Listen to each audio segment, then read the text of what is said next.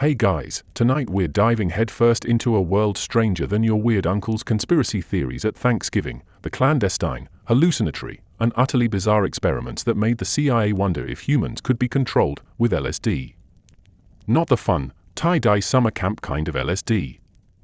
No, this is the kind that makes you question whether your stapler is plotting against you, or if your cat has been secretly running a spy network. Before we descend too far into the rabbit hole, take a second to like the video and subscribe, but only if you actually enjoy this. And leave a comment about the weirdest dream you've ever had, because tonight will probably rival it.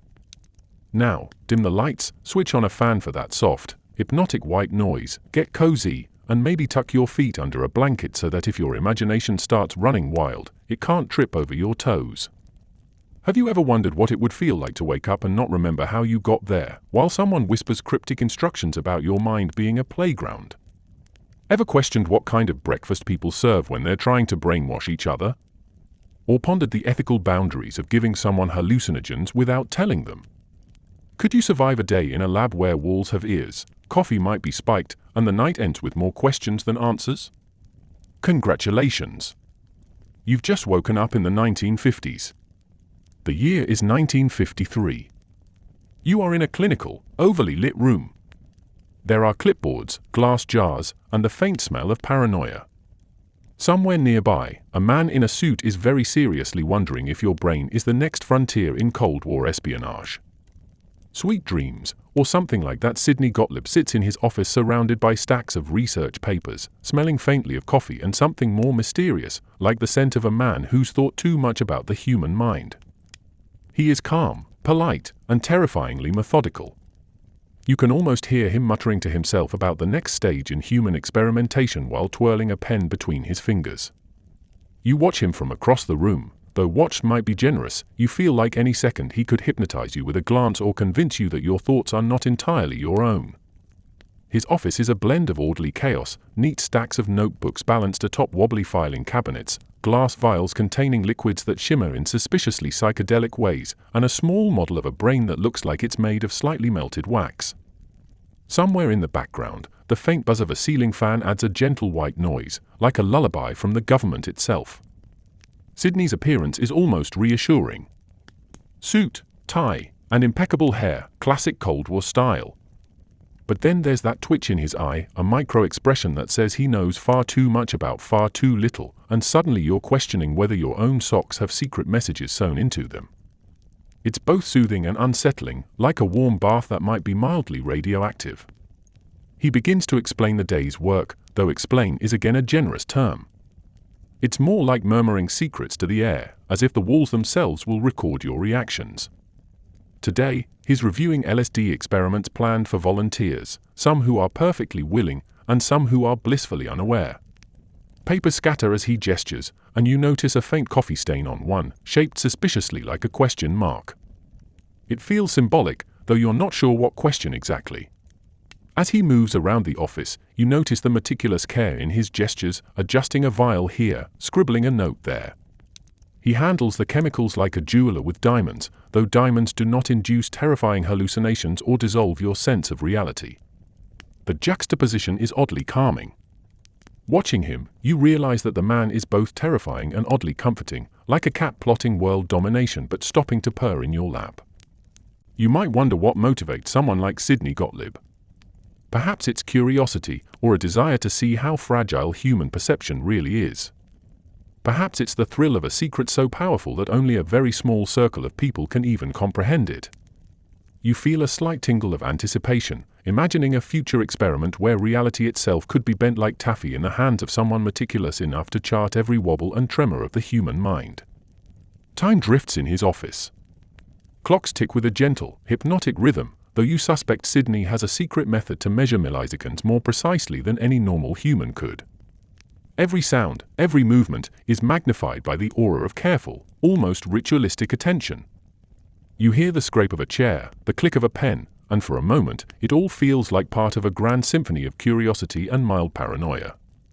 By now, you are strangely sleepy, even though your brain is busy imagining vials of swirling liquids, secret notes tucked into drawers, and the quiet brilliance of a man who can stare at human behavior for hours without blinking. You realize that in Gottlieb's office, time flows differently, simultaneously rigorous, precise, and oddly surreal. It's the calm in the storm of the CIA's secret experiments, a moment of quiet control before the chaos spreads outward into laboratories, apartments, and the hallucinatory mazes of MKUltra. Finally, as you settle into the rhythm of his office, the faint buzz of the fan, the faint scent of chemicals, the soft scratch of pen on paper, you begin to understand, Sidney Gottlieb, for all his meticulousness and eerily polite demeanor, is both the architect and the guardian of this strange new world. Watching him, you drift into the slow, hypnotic rhythm of curiosity, method, and slightly unhinged genius.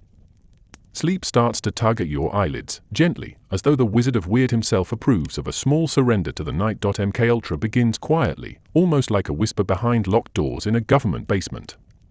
The name itself sounds like a sci-fi villain or a particularly dramatic brand of cereal, but in reality, it's the code name for an entire operation that aims to probe, prod some more at the human mind. Papers are shuffled, pens click, and somewhere, a bureaucrat jots down, "Control the mind." Totally legal, probably. It's a strangely calming declaration if you ignore the part where someone might actually take it literally. You stand in the middle of a fluorescent-lit office, where the hum of the ceiling lights mixes with the faint scent of cigarette smoke and printer ink. Filing cabinets stretch like monolithic towers, hiding experiments so secret that even the janitor probably wishes he hadn't noticed them.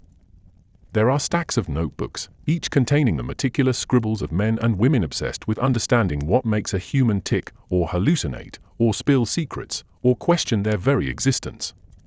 The program starts small, in theory. Just a few tests here, a little chemical there, a dash of hypnosis for flavor. But as you watch the bureaucrats and scientists confer in whispered tones, it quickly balloons into something much larger, like a soufflé made of paranoia and hallucinogens. Every new memo seems to ask the same question: how far can we push the mind before it either cracks or does a polite pirouette? You imagine yourself on the receiving end, sipping coffee while someone quietly notes your reactions to the ceiling fan. The origin of MKUltra is methodical, almost beautiful in its absurdity. Sidney Gottlieb, the calm and meticulous chemist, hovers over the project like a conductor orchestrating a symphony of uncertainty. Hypotheses are drafted, vials of chemicals labeled in neat, almost artistic handwriting, and charts are drawn with the precision of someone planning both a chess match and a surrealist art installation simultaneously. You notice that even the air feels slightly thicker, as if the ceiling itself is absorbing secrets. It's not just about LSD, though LSD quickly becomes the star of the show. The CIA explores hypnosis, sensory deprivation, truth serums, and a panoply of psychological tricks that could make someone believe their socks are plotting espionage. You might imagine sitting in a lab chair, the walls sterile and white, while the researchers scribble notes on your every twitch, thought, or mildly suspicious glance at a pencil. It's part terrifying, part mesmerizing, and part, well, at least the chair is comfortable. The birth of MKUltra is also a lesson in bureaucratic absurdity. Forms need filling out. Memorandums need approving. Some officials may or may not have accidentally approved a dosage without fully reading the fine print. Somewhere, a confused secretary wonders if she should even be stamping papers that might warp human consciousness. You feel a tickle of sympathy for her. After all, paperwork has never felt so existentially dangerous. As the program grows, secrecy becomes an art form. Every memo is carefully worded. Every experiment documented, yet almost invisible to the public eye. It's like watching a magician pull ribbons from a hat, except the ribbons are LSD-laced, mind-bending chemicals, and the audience is entirely unsuspecting. You can almost hear the faint clink of glass vials in distant labs and the soft shuffle of papers as researchers debate which volunteer, or unsuspecting participant, will go next. And then, there's the atmosphere. A soft, insidious tension hums in every room where MKUltra takes shape. It's a mixture of curiosity, paranoia, and the faint smell of antiseptic. You notice yourself leaning back in your chair, hypnotized not by LSD yet, but by the sheer audacity of a program designed to explore human consciousness without really asking permission. It's oddly comforting to know that even the people in charge don't entirely understand what will happen next. By the end of the day, you feel the slow, sleepy pull of absurdity. MKUltra is alive, a sprawling network of ideas, chemicals, and secret memos moving quietly under the radar. Watching it all unfold is like drifting through a strange dream where science and imagination collide, and the line between genius and madness is deliberately blurred. You feel yourself relax, almost as if the universe is winking, letting you witness the birth of something simultaneously brilliant, terrifying, and profoundly ridiculous. Sleepiness creeps in as the soft hum of the lights, the faint scent of paper, and the quiet urgency of notes combine into a lullaby of secrecy. MKUltra, in all its improbable complexity, exists now, and you, dear listener, are safely observing it, one drowsy, intrigued thought at a time. LSD, discovered decades earlier in a quiet Swiss lab, has a new and slightly alarming purpose. In pristine laboratories across the United States, scientists stare at the swirling patterns of liquid in their vials and wonder if this little drop of chaos could bend reality itself. It's not about tie-dye t-shirts or festival tents, no. This LSD is a ticket to the front lines of Cold War curiosity, where human minds are the canvas and hallucinations are the medium. You imagine yourself in a lab filled with the sterile scent of disinfectant and faint, lingering coffee, the kind that smells strong enough to wake you but not quite strong enough to protect your sanity. Rows of test tubes catch the fluorescent light, turning ordinary liquids into something that looks like a rainbow trapped in glass. Somewhere, a clipboard wobbles slightly on the edge of a counter, as if it, too, is unsure about what might happen next. The scientists handle LSD with the reverence one might reserve for holy relics or, perhaps, nuclear codes. Each drop is measured, labeled, and occasionally muttered over in tones of awe. You notice the careful attention to detail, a spiral of glass tubing here, a faintly humming centrifuge there. The air vibrates with curiosity and a gentle undertone of maybe this is a terrible idea, which is oddly soothing in its honesty. Volunteers, or participants who may not know they're volunteers, are guided into rooms that are too clean to be comfortable and too quiet to be calming. Chairs are arranged in neat rows, lights dimmed just enough to create an aura of solemnity, and a small stack of papers lies nearby, probably full of forms you'd never want to read. You imagine the first sip of water mixed with LSD and how ordinary reality would suddenly start to ripple like sunlight over a pond. LSD is unpredictable, mischievous, and somehow polite. It doesn't shout, it whispers, altering perception one gently surreal moment at a time. Walls breathe, shadows converse, and every sound seems to carry hidden meaning. You might notice a pen moving across a desk of its own volition, or a ceiling fan morphing into an elaborate spiral, slowly hypnotizing the room. The effect is unnerving and mesmerizing simultaneously, like a lullaby sung by someone who secretly enjoys mild chaos. The researchers take careful notes, scribbling observations in neat handwriting, although they can't possibly predict everything LSD has in store. Hallucinations defy expectations. Sometimes subjects see colors that don't exist, hear conversations in reverse, or think their socks are forming a secret society. You imagine yourself as a subject, politely nodding to a chair that now seems to have opinions on your moral character. It's not just about entertainment or confusion, scientists are testing limits. Could LSD make someone reveal a secret, obey an instruction, or think they are floating across the room while their body remains firmly seated? You picture small groups of participants trying to act normal while the world behind their eyes unravels like a carefully constructed, slowly melting painting. Each ripple, each subtle twist, is meticulously documented, as if reality itself could be bottled and studied. You also notice the paradoxical calm in the room. Though the potential for chaos is enormous, everything moves with quiet precision. Pens click, paper rustles, and scientists whisper to each other in a strange, conspiratorial rhythm. LSD is the wild card, but the people observing it are serene, almost hypnotically devoted to their work. It's like watching a storm through a perfectly clean window, terrifying, beautiful, and impossible to look away from. As the day drifts on, you begin to appreciate the subtle absurdity of it all. Here is a chemical, discovered by chance, now enlisted in one of the most secretive, ambitious, and surreal programs in history. It's powerful, unpredictable, and mesmerizing, but it's also oddly gentle in its insistence that perception is never fixed, reality is flexible, and the mind is endlessly fascinating. By the time you start to drift, you feel the hypnotic rhythm of the lab, the soft hum of the fluorescent lights, the gentle click of pens, the faint scent of chemicals and coffee mixing into a drowsy lullaby.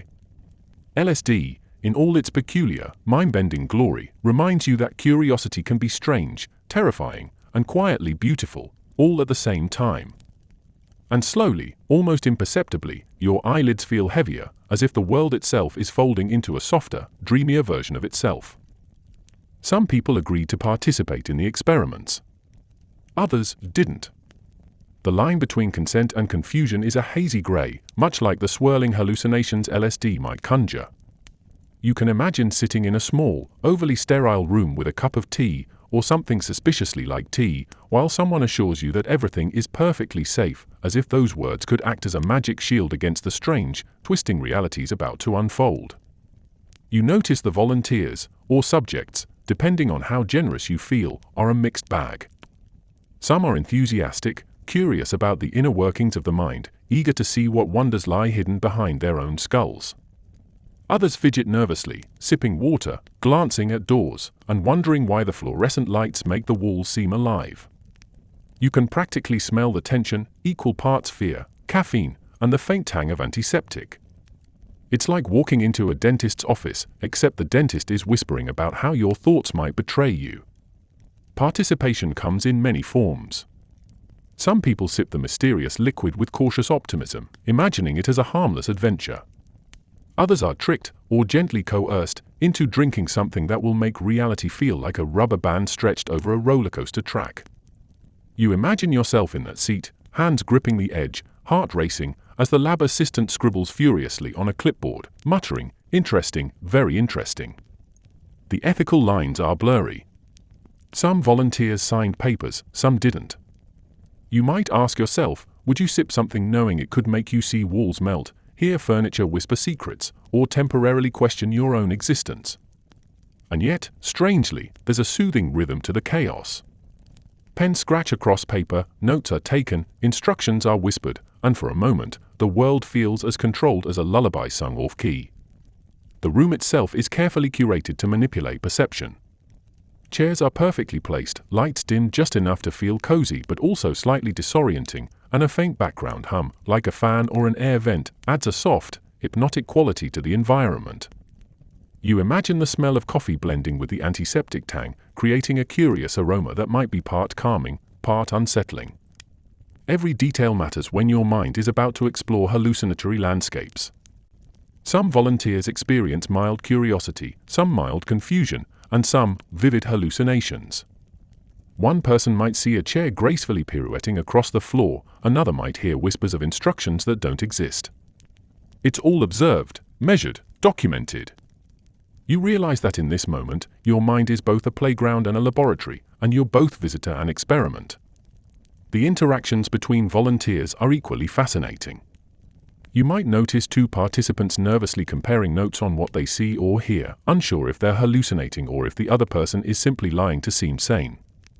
You imagine someone cautiously whispering, "Did you see the ceiling fan blink at me?" and the other nodding gravely, as if they've just uncovered a cosmic secret. The absurdity is calming in a surreal, bedtime story sort of way. And then there's the quiet observation, researchers scribbling notes, adjusting vials, measuring every twitch, every blink, every hesitant sip of water. You realize the volunteers are part of a dance, an intricate choreography of perception, reaction, and gentle, unsettling experimentation. It's like watching someone try to balance a spoon on their nose while standing on a tightrope, all while the tightrope sways slightly with every breath they take. As the session winds down, the volunteers leave the room, some laughing nervously, some quietly contemplative, all changed in ways subtle or profound. You can feel the soft pull of sleep creeping in as you imagine yourself gently slipping out of that bright, sterile room, leaving behind the notes, the vials, and the faint hum of curiosity that fills the air. The gentle absurdity of it all, drinking mysterious liquids, observing strange reactions, wondering about the ethics, slowly becomes a lullaby, coaxing your eyelids down, one drowsy blink at a time.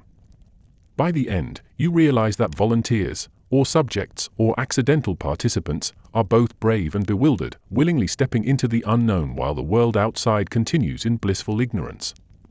The quiet, hypnotic rhythm of observation, note-taking, and gentle chaos eases your mind. You drift closer to sleep, comforted by the fact that even in the strangest, most secretive labs, the human mind remains endlessly fascinating, unpredictably playful, and quietly, magically human. Step 1. Chemicals. Step 2. Hypnosis. Step 3. A vague sense that reality is optional. You watch as scientists methodically mix vials of swirling liquids, carefully measuring drops that might make someone believe their cat is secretly plotting espionage. It's all very calm, very meticulous, and slightly absurd, like watching a painter create a masterpiece while wearing oven mitts. You feel your eyelids start to droop, lulled by the quiet rhythm of measured chaos.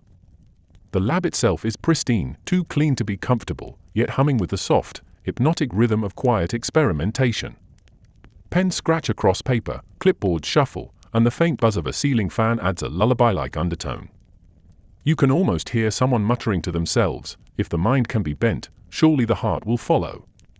It's strangely poetic and oddly calming in a way that makes the walls themselves seem trustworthy. Hypnosis is part of the equation, though not in a watch the swinging pocket watch and forget your name kind of way. No, this is subtle, quiet, gentle coaxing, soft-spoken instructions, measured tones, and carefully orchestrated environments designed to lull participants into a suggestible state. You imagine yourself seated in a comfortable chair, ears perked for faint murmurs, as the world slowly begins to feel like it's just a suggestion away from rearranging itself entirely. Chemicals, mostly LSD, amplify the effects. The world stretches and bends, colors ripple in impossible ways, and every sound becomes slightly more profound. A pencil rolling across a desk could suddenly feel like an important message from the universe. Researchers take meticulous notes, recording every twitch, every blink, every fleeting expression, as if they are capturing the very essence of human thought before it dissolves into suggestion. Step 3 is a mix of patience and observation. Scientists are like gardeners of the mind, planting ideas, watching reactions, and occasionally watering with a gentle suggestion. You might imagine the concept of obedience as a tiny sapling, slowly growing, bending, and twisting under the carefully controlled environment.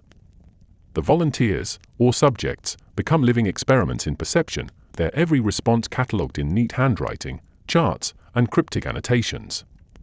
The art of mind control is also absurdly bureaucratic. Notes must be filed, forms signed, approvals sought, and every measurement double-checked.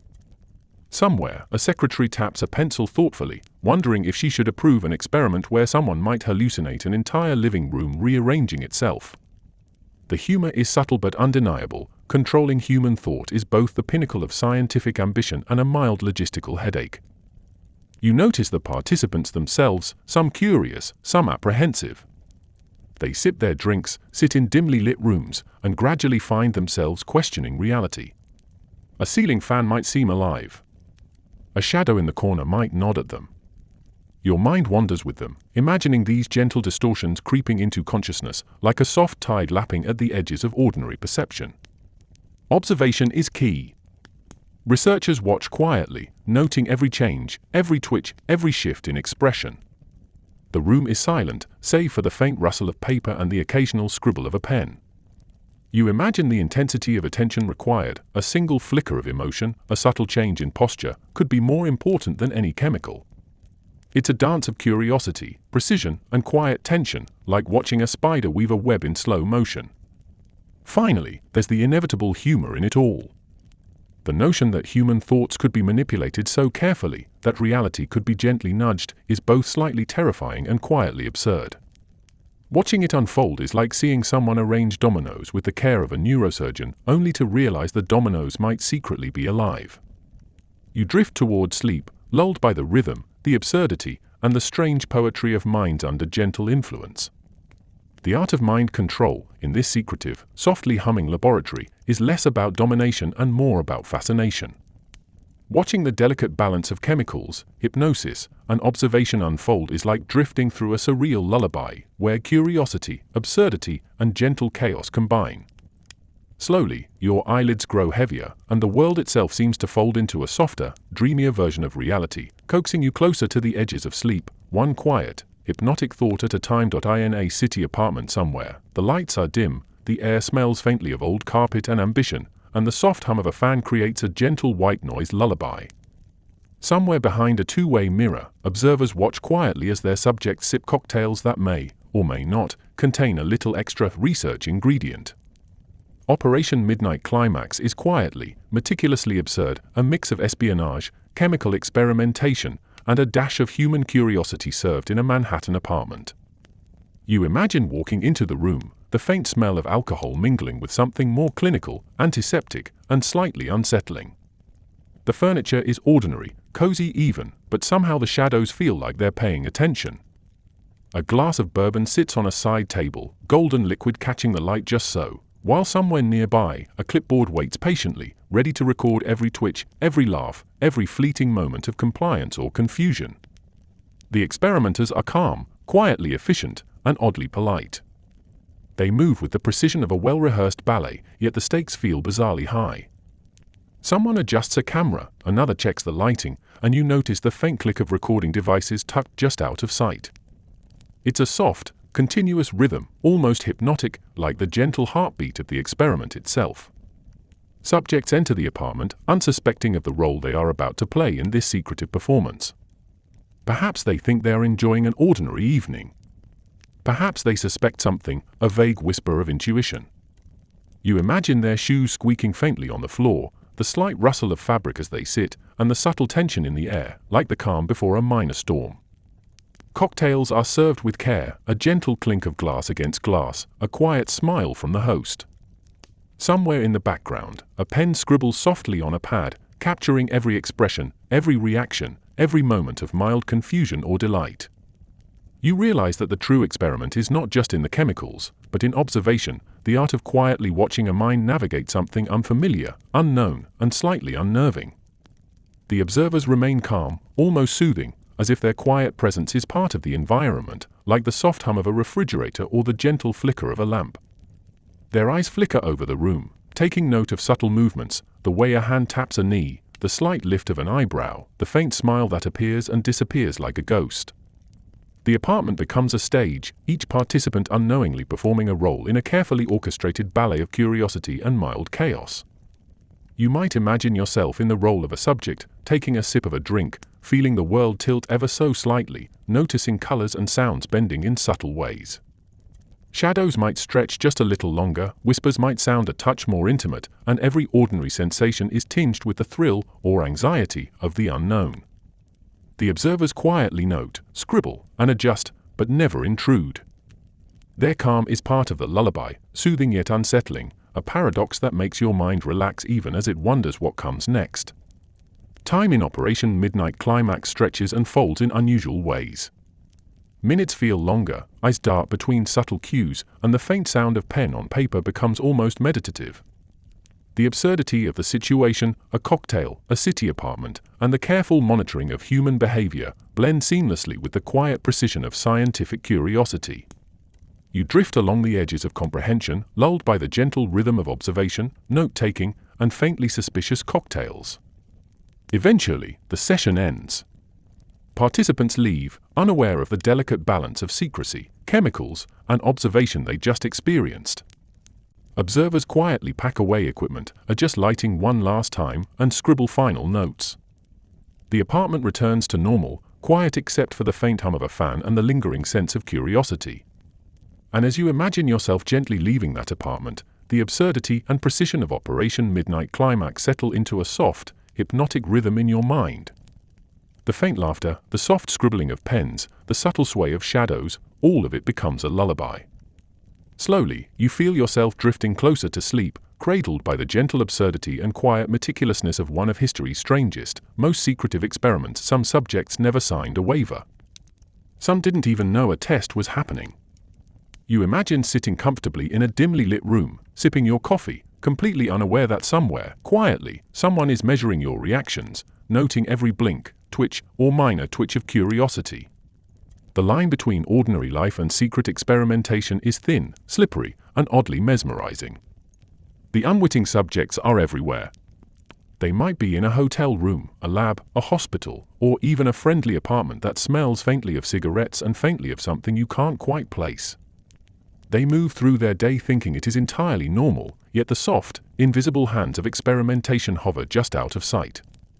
You picture someone glancing at the ceiling, wondering why the light flickers, unaware that a carefully timed stimulus is gently nudging their perception. It's like participating in a play without ever realizing you've been cast. Researchers observe quietly, like patient gardeners tending a particularly delicate flower. Every gesture is calculated, every movement monitored, every sip of liquid potentially transformative. You feel a gentle tension as you imagine someone drinking a cup of tea, thinking about their grocery list, while the faint hum of the experiment winds around them like a soft, invisible blanket. There is no overt intrusion, just careful observation and subtle manipulation. Some unwitting subjects experience mild curiosity, some mild disorientation, and some experiences that drift toward the absurd. One might notice the wallpaper beginning to breathe, another might feel that their own reflection in a mirror is judging them. You imagine the soft scribbling of notes in the background, the quiet click of a pen on paper, and the low murmur of someone whispering to themselves, recording the effects of curiosity turned psychedelic. The beauty and absurdity of being an unwitting subject is the total lack of control. You can plan your day meticulously, schedule lunch, water your plants, and suddenly find yourself participating in an experiment that was designed to explore the boundaries of reality. And yet, paradoxically, the calmness of the observers, the rhythmic click of the pen, and the soft, hypnotic lighting in the room create a strangely soothing atmosphere. It's a bizarre combination of mild chaos and gentle order, like a lullaby performed by a very meticulous jazz band. The participants are watched closely but gently. Researchers note micro-expressions, slight shifts in posture, the tiniest changes in tone of voice. Every detail is meaningful, every twitch is a clue, and every moment of confusion or insight is carefully documented. You imagine someone glancing at a curtain that seems to ripple on its own, and the quiet note-taking happening in the corner, as if the world itself is being catalogued, one small, unknowing subject at a time. Time stretches strangely for unwitting subjects. Hours can feel like minutes, or minutes like hours. You imagine them walking down hallways, attending meetings, sipping water, and all the while, unknowingly participating in a subtle symphony of observation and gentle manipulation. Their reality is slightly warped, like a soft ripple across the surface of a calm pond. The world feels normal enough, but slightly, deliciously off, a tiny nudge away from the ordinary. And yet, there's a strange comfort in the rhythm of it all. Observers move methodically, the hum of equipment creates a soft, steady cadence, and the quiet scribbling of notes becomes a background lullaby. Slowly, you drift alongside the unwitting subjects, imagining yourself gently carried through their day by the soft, meticulous rhythm of hidden curiosity. By the end, the unwitting subjects leave the scene, unaware of the subtle distortions they experienced, the gentle nudges to their perceptions, and the quiet, methodical study of their behaviors. And as you imagine yourself drifting off to sleep, you carry with you the hypnotic, soothing absurdity of a world where curiosity, experimentation, and subtle observation coexist, folding reality into a softer, dreamier version of itself, one gentle thought at a time. Hidden somewhere deep within the walls of Langley, behind doors marked with bureaucratic obscurity and the faint scent of old paper, lies the CIA's secret psychedelic library. It isn't a library like you remember from childhood, with the quiet whisper of pages and the faint smell of crayons. No, this library hums with secrets, chemicals, and a sort of subdued, conspiratorial magic, where every volume might hold instructions for bending the human mind, or, at the very least, instructions for a very peculiar cocktail party. You imagine walking into a long, narrow room lined with shelves that stretch from floor to ceiling, stacked with books, folders, and glass vials arranged in careful, slightly intimidating order. The air smells faintly of ink, dust, and something chemically precise, a combination that is both oddly soothing and slightly alarming. Somewhere, a desk lamp casts a soft, warm light over a stack of papers that seem to whisper secrets if you listen closely. Each book, each folder, contains meticulous notes, chemical formulas, and observations on human behavior that would make even the most imaginative writer pause. You can almost feel the soft rustle of pages as someone turns them, the gentle scratch of pen on paper as ideas are recorded in precise, deliberate handwriting. It's an orchestra of curiosity, quiet but powerful, each note contributing to a symphony of clandestine knowledge. Some volumes detail experiments with LSD, others with hypnosis, and some combine both into scenarios that make you question the very nature of reality. You picture yourself walking past the shelves, fingertips brushing the spines, imagining the possibilities contained within, a recipe for mild paranoia here, a formula for suggestibility there, and a gentle reminder that even the most ordinary thoughts can be nudged into extraordinary territory. The library is also absurdly meticulous. Chemicals are catalogued alphabetically, experiments are cross-referenced, and memos are carefully filed according to an order that only the archivists truly understand. Somewhere in the corner, a filing cabinet hums quietly, like it's aware of the secrets it holds. You imagine a faint light flickering over labels like hypnosis techniques, step 4, whisper slowly, and LSD dosage, possibly too much, each note both unnerving and oddly calming in its thoroughness. Observers move quietly between shelves, jotting notes on notepads, adjusting vials, occasionally whispering to one another about subtle details of human perception.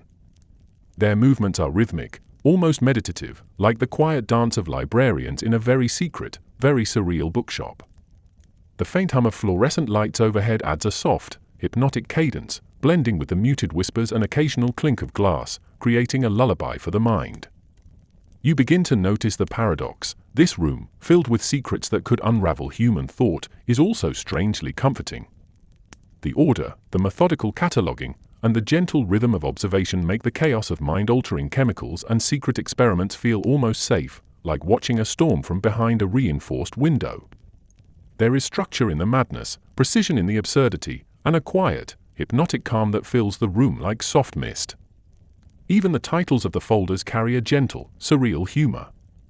You might spot Project Artichoke notes, possibly useful, or subjects odd hallucinations, classified, naturally, and feel a small, quiet chuckle at the absurdity.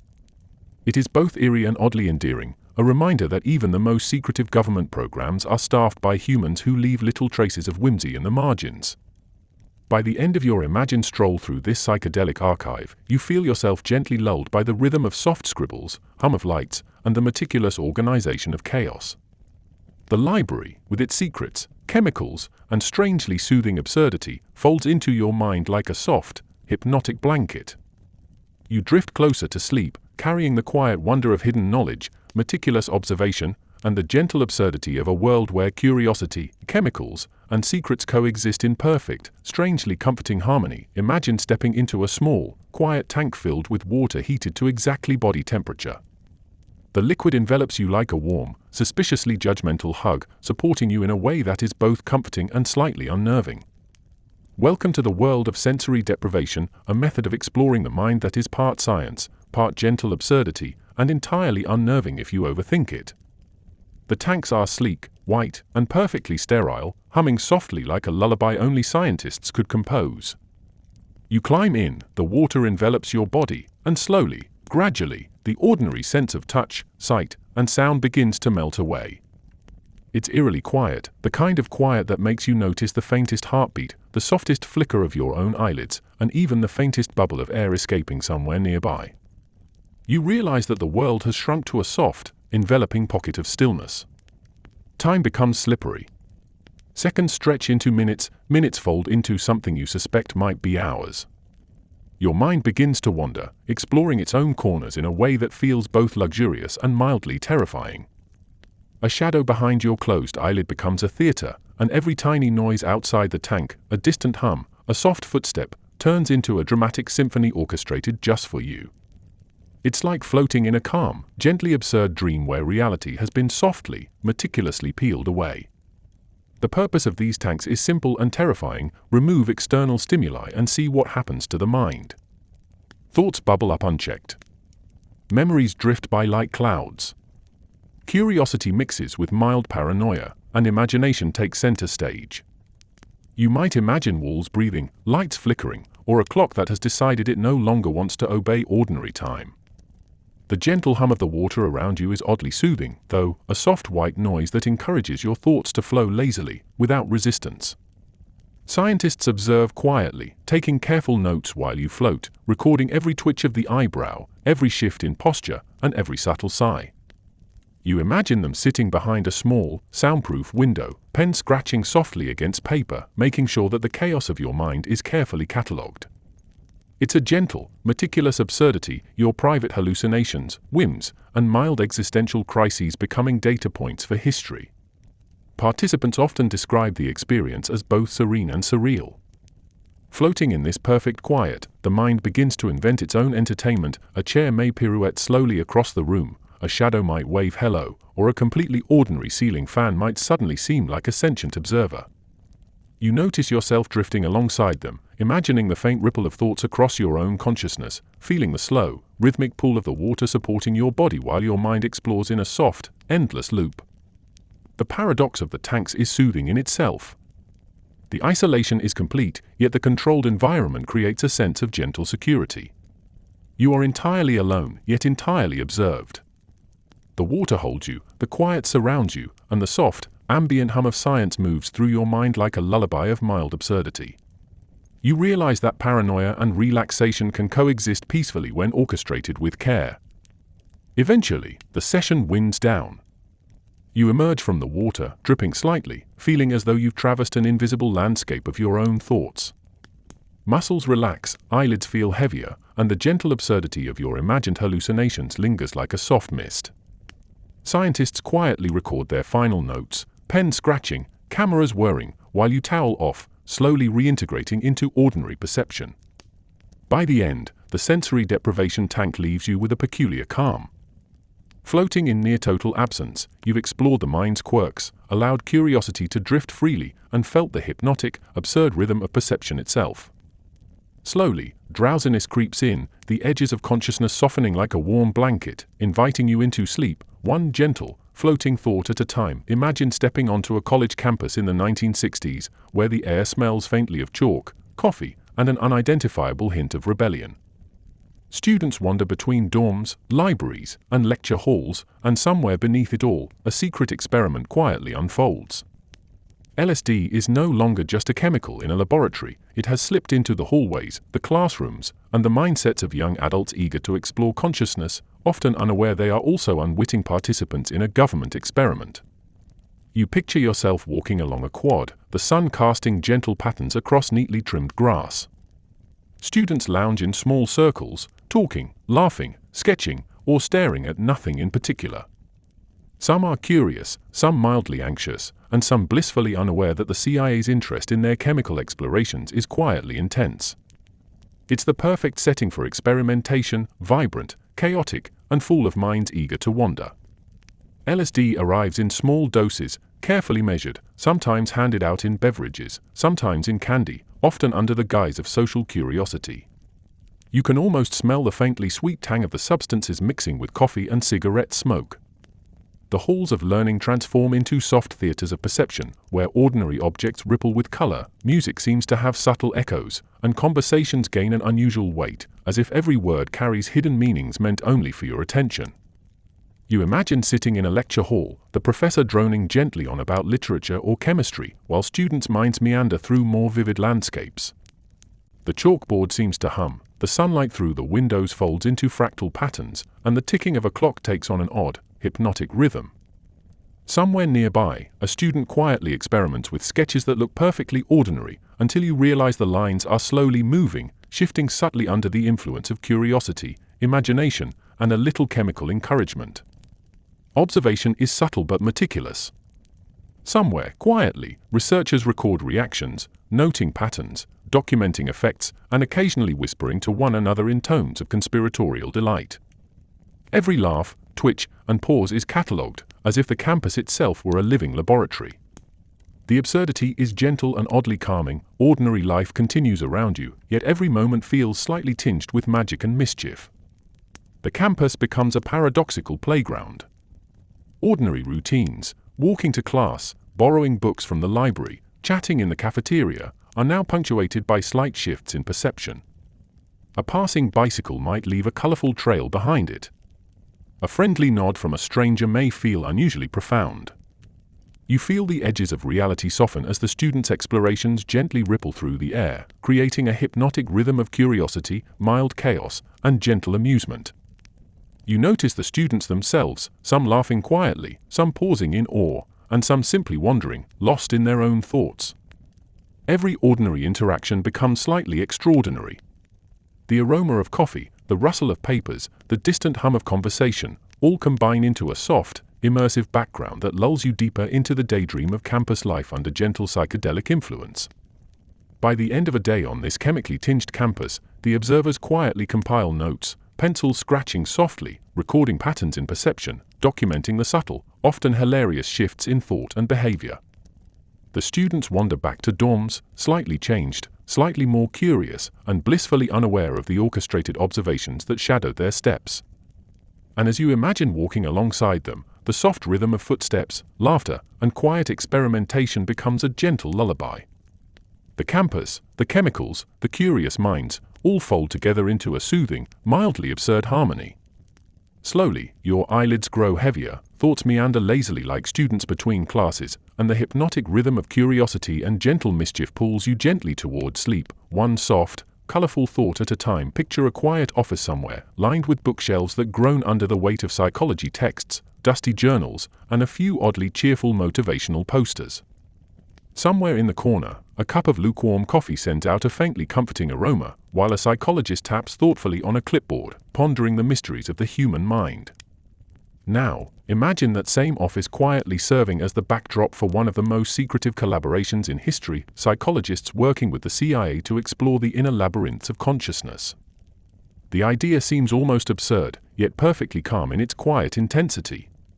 Psychologists, trained to study behavior, thought, and emotion, suddenly find themselves navigating the strange waters of mind control research. The CIA, armed with secrecy and a fascination for mental manipulation, approaches them with gentle urgency. We want to understand the mind. Please, apply your expertise, discreetly, and maybe have a cup of coffee. You can imagine a quiet chuckle, followed by a tentative nod, as the psychologist considers both ethics and intrigue over the faint hiss of a radiator. The collaboration is a dance of paradoxes. One side is calm, patient, and methodical, the other, secretive, conspiratorial, and mildly absurd in its ambition. Together, they create experiments that explore the boundaries of perception, influence, and suggestion. You imagine a lab where vials of liquid sit quietly beside neatly labeled charts, where subjects, some volunteers, some unwitting, are gently guided through exercises designed to measure their susceptibility to influence. Every detail is meticulously noted, every response quietly catalogued. The psychologists bring empathy, observation, and subtle humor to the otherwise clinical environment. They study body language, eye movement, and the occasional telltale twitch, recording patterns that might reveal vulnerabilities or simply mild confusion. You imagine yourself seated in one of these rooms, the air calm, the faint hum of lights blending with soft scribbles on paper, and feeling a peculiar mixture of safety and curiosity. The absurdity of your mind being gently poked and prodded is oddly soothing. CIA operatives, on the other hand, bring precision, discipline, and a touch of dramatic flair. They whisper instructions, observe quietly behind one-way mirrors, and occasionally exchange notes with the psychologists in hushed tones. The combination of human curiosity and bureaucratic meticulousness produces a rhythm that is both hypnotic and gently absurd, like a lullaby sung in minor key by a slightly overzealous choir. Some experiments involve chemicals like LSD, others rely on hypnosis, and still others explore more subtle psychological nudges. You imagine the psychologist quietly observing, noting how a slight suggestion alters perception, while the CIA operative records timing, dosage, and every tiny reaction. It is a soft, delicate ballet of curiosity, observation, and mild absurdity. Ethics are discussed in hushed tones, occasionally punctuated by gentle, ironic humor. The collaboration is full of contradictions, scientific rigor meets clandestine ambition, empathy meets secrecy, and ordinary human reactions become the focus of highly orchestrated, bizarrely calm study. You imagine a gentle chuckle escaping a psychologist as a subject carefully balances a pen on their nose while floating in mild hallucination, unaware of the larger experiment in play. By the end of the day, notes are filed, vials return to their shelves, and the quiet rhythm of observation, subtle manipulation, and soft, meticulous absurdity wins down. Psychologists return to their offices, CIA operatives to their secretive corners, and the world outside continues, blissfully unaware of the careful orchestration behind the scenes. And as you drift into sleep, you carry with you the hypnotic rhythm of quiet observation, meticulous collaboration, and gentle absurdity.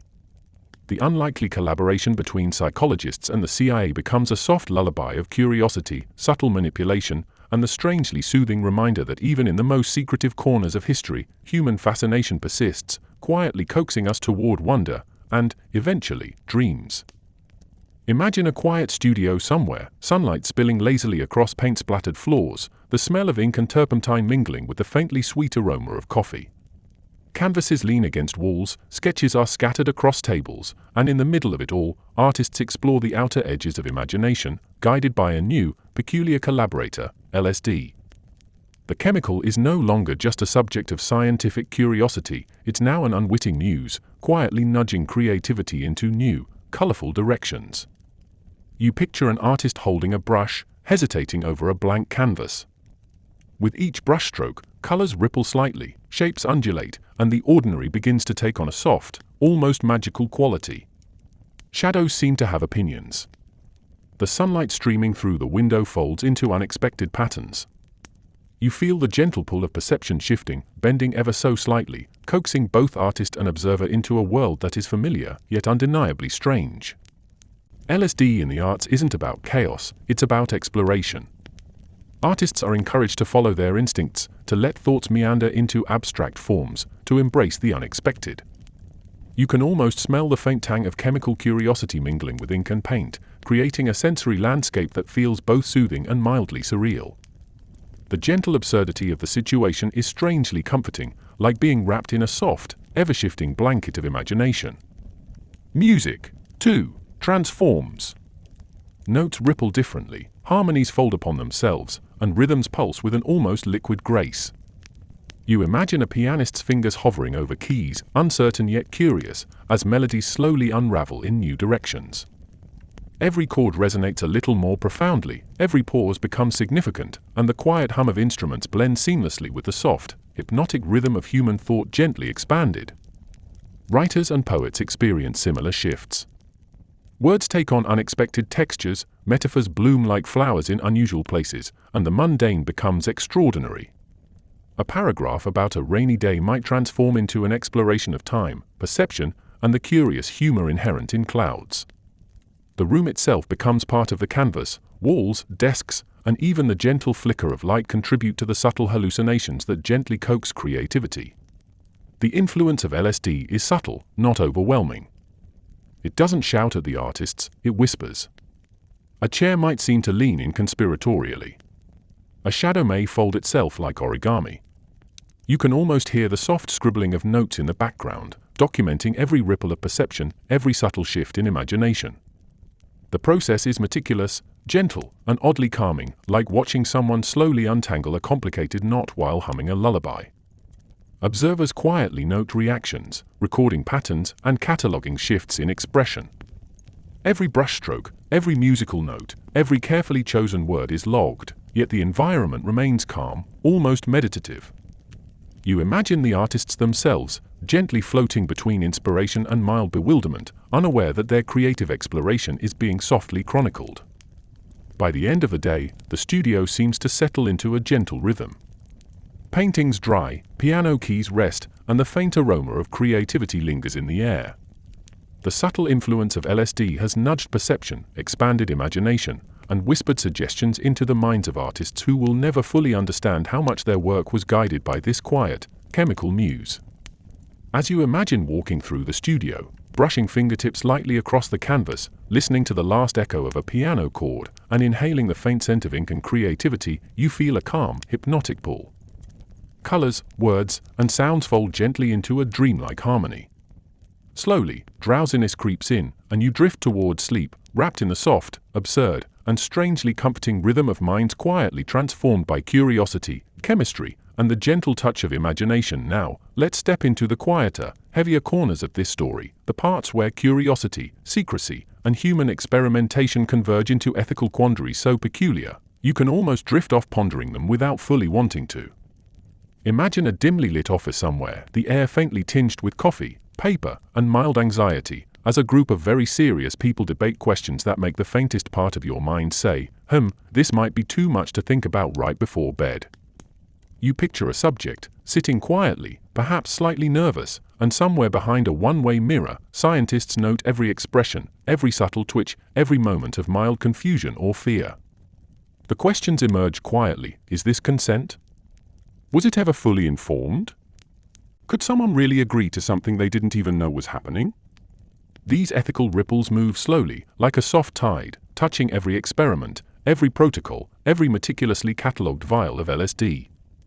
The CIA is methodical, precise, and deeply secretive.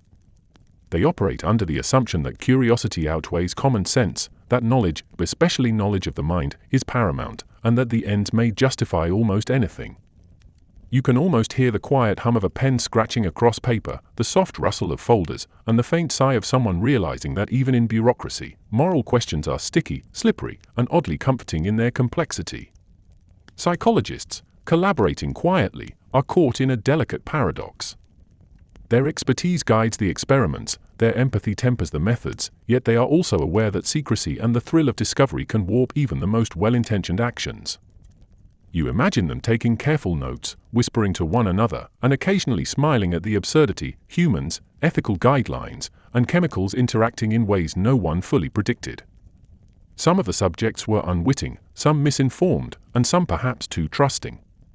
The results were catalogued with meticulous care, yet each note carries the invisible weight of moral ambiguity. You picture a folder labeled, almost humorously, subjects' reactions, possibly too much, tucked neatly between others with equally benign or mysterious titles. The absurdity is soft, almost hypnotic. The more you think about it, the more you realize that humans are endlessly fascinating and endlessly capable of both brilliance and misjudgment.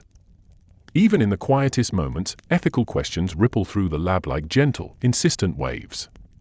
Should someone ever manipulate perception so subtly? Is it ever acceptable to test the mind without full consent? The room hums with the tension of possibility, the soft cadence of pens on paper, and the unspoken understanding that knowledge and morality are delicate dance partners, tiptoeing around one another. You notice the paradoxical calm. Despite moral ambiguity, the environment is orderly, meticulous, almost soothing. Chemicals are carefully labeled, folders precisely stacked, and every experiment is conducted with quiet, almost meditative attention. The absurdity of ethical dilemmas mingles with the hypnotic rhythm of observation, scribbling, and subtle control, creating a gentle lullaby for the mind, a paradox of curiosity and caution coexisting. And yet, there is something quietly human in all of this. The experiments, the secrecy, the meticulous note-taking, all reflect a strange fascination with the mind, a desire to understand, and a hope that knowledge can be gained without irreparable harm. You can almost sense the tension easing, the quiet rhythm of methodical observation softening into a gentle lull, as if the world itself acknowledges that ethical reflection, while challenging, is part of the human story. By the end, the weight of these ethical quandaries becomes a soft, contemplative hum in your mind. Questions of consent, morality, and human curiosity linger like a gentle breeze, settling into a rhythm of reflection.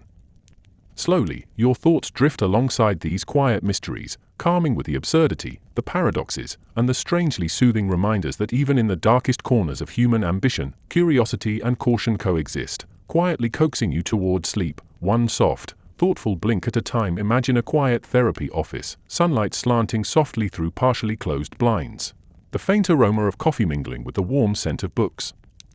A patient sits on a comfortable chair, a soft throw draped over the back, while a therapist jots notes with careful attention.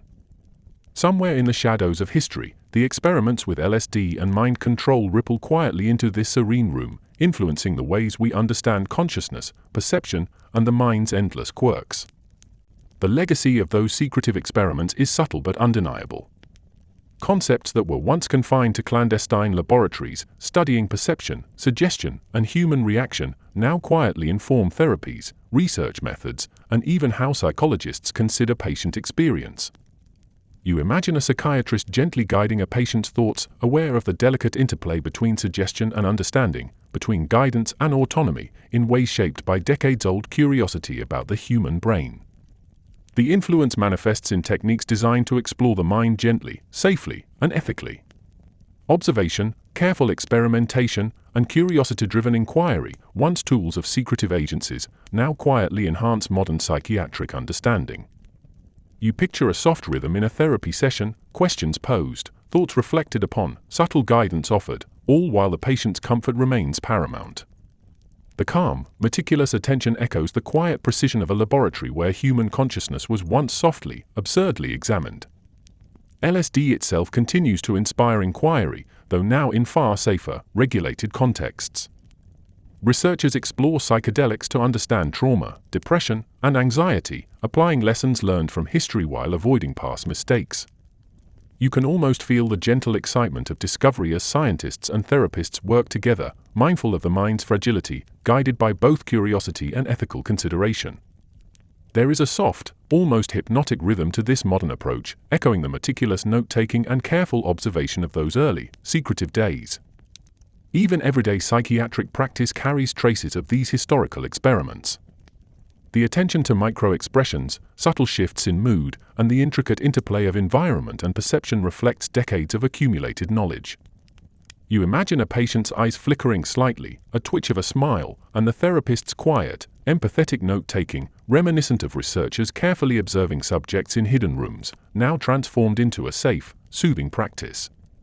The paradox of influence is both gentle and absurd. Methods born in secrecy, sometimes bordering on the unethical, now inform tools that help people understand themselves, heal, and grow. The same meticulous curiosity that once nudged unsuspecting subjects into altered states now allows therapists to guide patients through their own thoughts with care, empathy, and subtle humor.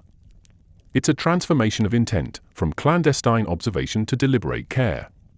You notice the environment itself, soft lighting, gentle white noise, and the calm rhythm of conversation becomes part of the therapeutic process. It mirrors the controlled environments of laboratories past, yet now serves to comfort rather than manipulate. The faint hum of awareness, curiosity, and human connection becomes a lullaby for the mind, softening thoughts and easing tension as you imagine yourself slipping quietly into a reflective, serene state. By the end of a session, or an imagined walk through the corridors of modern psychiatry, you can trace the invisible thread connecting past experimentation to present understanding. The meticulous curiosity, gentle observation, and subtle exploration of consciousness quietly ripple forward, shaping modern techniques and enhancing human empathy. You feel a soft rhythm of history, curiosity, and ethical reflection fold together into a soothing, hypnotic lullaby. Slowly, your eyelids grow heavier, your mind drifts gently along the calm currents of observation, understanding, and reflection. The influence of LSD and early experiments, once shrouded in secrecy and absurdity, now contributes quietly to the soft, nurturing art of modern psychiatry, guiding thought, curiosity, and imagination into a gentle, sleep-inducing rhythm. Imagine flipping through a 1960s comic book, watching a late-night television broadcast, or overhearing a conversation in a smoky cafe. The influence of LSD, mind control experiments, and secret CIA programs has subtly seeped into the cultural landscape, like an invisible ink slowly revealing patterns to anyone who looks closely enough. Pop culture becomes a gentle, hypnotic echo of paranoia, curiosity, and absurdity, a soft murmur in the background of daily life. You picture a movie theater, dim lights reflecting on the faces of eager viewers. On screen, a mysterious government agent uncovers conspiracies, secret experiments, and chemicals that bend the mind. The audience sits captivated, a mixture of amusement and unease washing over them. Somewhere behind the scenes, the ideas that once existed only in clandestine laboratories have been translated into art, satire, and cautionary tales. The absurdity of it all, the idea that someone might be watching, manipulating, or experimenting, is strangely comforting, like a lullaby woven from intrigue. Music, too, begins to carry whispers of these experiments. Psychedelic rock, with swirling melodies and ethereal lyrics, creates a gentle soundtrack for a generation exploring perception, consciousness, and, occasionally, mild paranoia. You imagine a guitarist strumming softly, a keyboardist trailing notes like smoke through the air, and a drummer providing a hypnotic heartbeat. The audience drifts along, lulled by rhythm and subtle disorientation, not fully realizing that the very patterns they are enjoying echo experiments conducted in secret decades earlier. Even comic books, novels, and advertisements play with these ideas. Heroes may battle secret agencies, villains may wield chemicals that warp perception, and the absurdity of mind-bending adventures quietly seeps into ordinary imagination. You picture someone reading late at night, turning a page by lamplight, and feeling a subtle thrill of curiosity. What if reality isn't quite as stable as we think? The question floats softly, like a feather drifting toward your eyelids, inviting relaxation and gentle reflection. Paranoia, too, folds in quietly. The cultural fascination with secret experiments, mind control, and altered perception seeps into jokes, late-night musings, and quiet conversations. You can almost hear the soft whisper, "They're watching, but it's okay, it's absurd enough to be funny." This gentle absurdity, paradoxically, becomes comforting, a reminder that curiosity, intrigue, and mild suspicion are universal experiences, shared quietly across generations. Advertising subtly reflects these ideas as well. Commercials hint at hidden agendas, subtle influences, and minor manipulations, all packaged with humor and irony. You imagine a softly humming television set, flickering images casting gentle shadows across the room, each visual suggestion blending with the faint, soothing rhythm of everyday life. The interplay between curiosity, humor, and mild unease creates a hypnotic cadence, lulling the mind while keeping it lightly engaged. Books, films, and music collectively create a quiet ecosystem of curiosity and reflection. Secret labs, hidden agendas, and mind-altering substances become motifs, appearing softly, gently, and sometimes absurdly across cultural media. You imagine a subtle, soft glow illuminating an old record player, a paperback novel, and a half-empty cup of coffee, tiny touchpoints in a world where culture and clandestine history dance together quietly, rhythmically, and gently. By the end of the evening, these cultural ripples fold into the mind like soft waves. They carry curiosity, amusement, and mild paranoia in a hypnotic, almost soothing rhythm. You drift alongside the music, the stories, and the soft glow of imagination, feeling the gentle pulse of history, creativity, and cultural memory guiding you toward sleep. The absurdity of secret experiments has been transformed into art, rhythm, and reflection, a soft, hypnotic lullaby for the curious mind. Imagine a quiet barrack somewhere, the faint scent of polished boots and coffee hanging in the air, soldiers moving with precision, and somewhere tucked away, a layer of secrecy and absurdity gently drifts over the routine. The military, always methodical and slightly surreal in its own right, began exploring LSD not just in sterile labs, but in real-world scenarios, curious about how the chemical could influence courage, perception, and, of course, compliance. You picture a soldier quietly seated at a desk, pen in hand, notebook open, and mind gently nudged by a chemical they didn't fully understand. Somewhere, officers observe quietly, noting posture, expression, and every tiny twitch of thought. The controlled chaos of military life, the clank of mess trays, the rhythmic march of boots, the soft murmur of orders, blends with the hypnotic, mildly absurd rhythm of experimentation. It's as if the regimented world of drills and discipline folds gently into a landscape of altered perception, quietly fascinating and subtly unnerving. Tests included careful dosing, observation of reactions, and sometimes exercises in controlled environments designed to elicit both bravery and confusion. You can almost smell the faint antiseptic of training rooms mingling with the tang of chemicals, creating an olfactory lullaby of curiosity and mild absurdity. Every drill becomes an experiment, every salute, a measured gesture under the soft gaze of invisible observers. LSD in the military wasn't about chaos, though it sometimes felt like it. It was about exploring the boundaries of mind and behavior, seeing how perception, focus, and suggestion could interact in environments of discipline and mild absurdity. You imagine soldiers navigating obstacle courses, performing routine tasks, and feeling subtle shifts in awareness as the world softens and stretches at the edges. The mundane becomes mildly extraordinary, a doorknob seems to hum, a flag flutters in impossible rhythm, a fellow soldier smiles with just the faintest suggestion of conspiratorial amusement. Observers quietly record every detail. Notes are taken meticulously, pen scratching softly against paper, cameras humming like gentle mechanical lullabies. They measure reactions, catalogue responses, and sometimes quietly chuckle at the subtle absurdity of seeing hyper-disciplined soldiers gently nudged into states of mild disorientation. The juxtaposition of strict routine and chemical exploration is calming in its own strange way, like watching a symphony conducted in slow motion. The experiments also had real stakes. Understanding fear, courage, and perception could theoretically prepare soldiers for extreme conditions. You imagine a scenario where perception stretches slightly, confidence flares in small, measurable bursts, and soldiers quietly navigate exercises that test both mental and physical agility.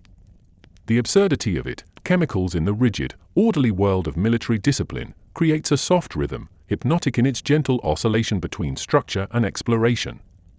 Even debriefings carry a subtle hypnotic cadence. Observers record subtle observations while soldiers recount experiences in hushed, deliberate tones. conversations meander gently between observation and reflection, reality and perception, with mild humor quietly punctuating the seriousness of the work. You imagine soft laughter over small absurdities, like someone mistaking a chair for a tactical hazard, blending seamlessly with the gentle hum of pens on paper and the distant march of boots. By the end of a session, soldiers return to ordinary routines, the faint echo of experimentation lingering in their minds. Observers carefully catalogue results, file notes, and quietly close doors. The military world, disciplined and orderly as always, continues its rhythm, gently folded around the soft, absurd influence of LSD exploration. As you imagine drifting away from this scene, the hum of fluorescent lights, the soft clatter of mess trays, the faint scent of coffee and polish, you carry the gentle rhythm of curiosity, discipline, and subtle absurdity with you. Slowly, your mind relaxes, the edges of consciousness soften, and the gentle pulse of experimentation folds into a soothing lullaby, guiding you toward sleep, one quiet, reflective thought at a time. Imagine a quiet room somewhere, sun slanting gently through half-closed blinds, a soft chair inviting contemplation, and a mind slowly unpacking experiences it didn't fully understand at the time. The aftermath of LSD experiments and mind control studies lingers quietly, like a subtle perfume you notice only when everything else has faded. Thoughts, perceptions, and emotions ripple gently, sometimes calm, sometimes disorienting, as the mind attempts to make sense of what it experienced. For participants, both willing and unwitting, the psychological effects could be surprising, subtle, or deeply strange. You picture someone sitting quietly, sipping tea, recalling a moment where colors seemed to hum, shadows appeared to dance, or conversations felt heavier than they should. It's a gentle, lingering ripple of altered perception, like a soft echo in the corners of the mind, nudging reflection, curiosity, and occasionally mild bewilderment. Some effects are temporary, flashes of altered thought, mild paranoia, or an unshakable sense of absurdity about ordinary life. A simple chair might seem unusually sentient. A clock may tick with exaggerated significance. You imagine these moments gently folding into the memory, like soft, dreamlike snapshots that feel simultaneously meaningful and oddly ridiculous. The mind adjusts slowly, absorbing each ripple with cautious curiosity, as though acknowledging the subtle absurdity of its own malleability. Others experience more lasting effects, shifts in perception, creative insights, or deeper awareness of human behavior. You picture an artist recalling shapes that seem to shimmer in unexpected ways, a writer suddenly noticing metaphorical patterns in ordinary conversation, or a musician recalling tones that carried unseen emotional weight. The aftermath, though unsettling at times, carries a soft rhythm of discovery, as if every altered perception leaves behind a tiny, curious gift. The paradox of psychological aftermath is hypnotic, intense experiences coexist with ordinary life.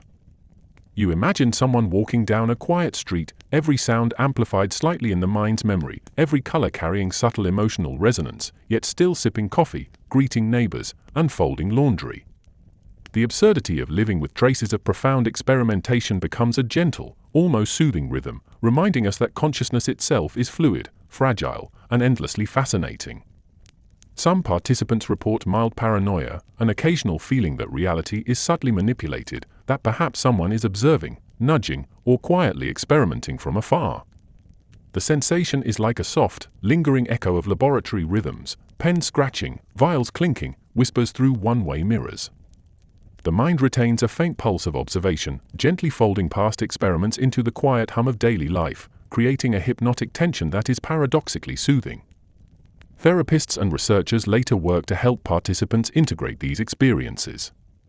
Sessions involve gentle reflection, careful discussion, and sometimes humor. You imagine someone describing a moment where walls seemed to ripple or colors hummed, while the therapist smiles quietly, noting the interplay of curiosity, perception, and mild absurdity. The process becomes a soft, hypnotic rhythm of understanding, helping the mind translate fleeting distortions into lasting insight. Even in quiet, everyday moments, traces of experimentation linger.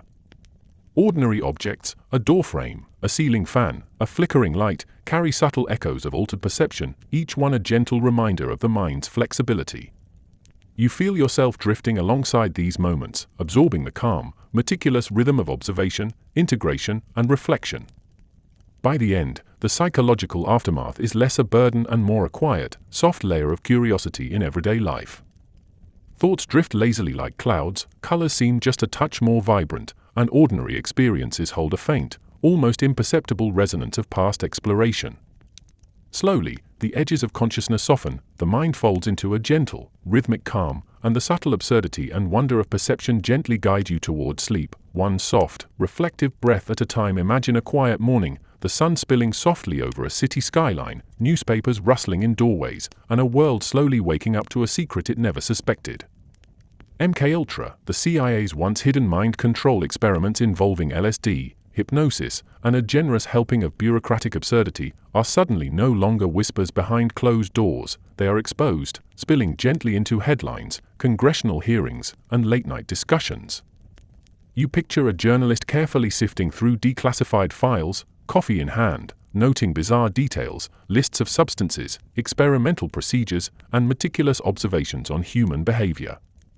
Somewhere, a typist quietly taps out summaries, a faint rhythmic hum blending with the soft click of typewriter keys, a lullaby of revelation for those patient enough to read between the lines. The absurdity is palpable, an entire secret program dedicated to subtly nudging, confusing, and occasionally terrifying human minds, now spilling gently into public consciousness. The world reacts with a mixture of fascination, disbelief, and mild paranoia. Citizens read about experiments that sometimes involved unwitting participants, carefully measured doses, and observations recorded with meticulous precision. You can almost hear the quiet chuckle of someone reading a file labeled "Subject's Odd Hallucinations," possibly too much, thinking, well, that's both terrifying and absurd. The soft tension of public shock blends with humor, curiosity, and a strangely soothing rhythm of slow, deliberate understanding. Congressional hearings unfold like a surreal theater. Senators lean forward, papers rustling softly, asking questions that range from the intensely serious to the subtly absurd. CIA representatives offer carefully crafted responses, occasionally punctuated by pauses that feel like the gentle clink of a teacup in a quiet room. The soft rhythm of accountability, curiosity, and mild disbelief creates a hypnotic cadence, coaxing the mind into reflection while soothing it with structured narrative. Pop culture reacts in its own gentle, playful way. Late-night hosts joke about mind control, comic books feature shadowy agencies experimenting with chemicals, and television dramas subtly weave MKUltra-inspired plots into their storylines. You imagine someone sipping tea on a couch, half listening to a late-night monologue, and feeling the soft, almost absurd resonance of history blending with entertainment. The revelations ripple quietly through society, subtly coloring perceptions of government, science, and human curiosity. Scholars, journalists, and ordinary citizens all quietly fold the knowledge into their mental landscape. Books are written, documentaries created, and discussions unfold in living rooms and cafes. The soft cadence of inquiry continues, balancing shock, fascination, and mild amusement with gentle reflection. You can almost sense the rhythm of pens scratching on paper, keyboards clicking, and quiet conversations unfolding in warm, sunlit spaces. Even decades later, the revelations continue to echo softly in public consciousness. MKUltra becomes shorthand for secrecy, curiosity, and absurdity, a gentle reminder that human ambition often dances delicately with ethics, imagination, and paranoia. The program's secrets, once hidden behind locked doors and bureaucratic hums, now reside quietly in collective memory, a soft, hypnotic presence that invites reflection without overwhelming. By the end, the public revelation of MKUltra feels strangely calming, paradoxically reassuring in its absurdity. Humans have always been curious, slightly reckless, and often amused by the edges of ethical exploration. Slowly, your mind absorbs the rhythm of exposure, curiosity, and gentle absurdity, folding it into a soft, reflective lullaby. The secrets, the absurdity, and the meticulous observations blend seamlessly into the quiet landscape of thought, coaxing you toward sleep, one gently rhythmic reflection at a time. Picture yourself in a quiet room, the soft glow of a desk lamp illuminating the faint outlines of books and notes. Somewhere in the shadows, whispers of MKUltra, LSD experiments, and secret mind control projects drift like a gentle fog. These programs, once hidden behind bureaucratic walls, have now become fertile soil for conspiracies and urban legends, sprouting quietly in conversations, late-night forums, and whispered speculations over coffee. You imagine people huddled in dimly lit rooms, sharing stories that are part truth, part imagination, and entirely absorbing. Was someone secretly hypnotized at a government facility? Did a neighbor once receive a suspiciously sweet candy with unusual properties? The mind wanders down these soft rabbit holes, curious and amused, like listening to a story that may or may not have happened but is strangely soothing in its absurdity. Pop culture amplifies these quiet conspiracies. Movies feature shadowy organizations experimenting on unsuspecting citizens, novels hint at mind control programs with slightly exaggerated flair, and late-night comedians jokingly speculate about subliminal messaging in breakfast cereal.